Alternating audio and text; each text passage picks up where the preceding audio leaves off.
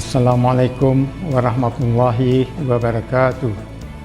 Saya Tengku Malik Mahmud Al-Haidar, Wali Nanggo Aceh, mengimbau kepada seluruh masyarakat Aceh dalam menghadapi tantangan kehidupan baru atau new normal agar mematuhi protokol kesehatan yang telah ditetapkan dan sayangi keluarga dan masyarakat Aceh sebagai sebuah keluarga besar kita.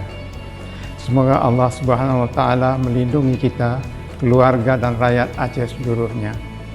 Amin ya rabbal alamin.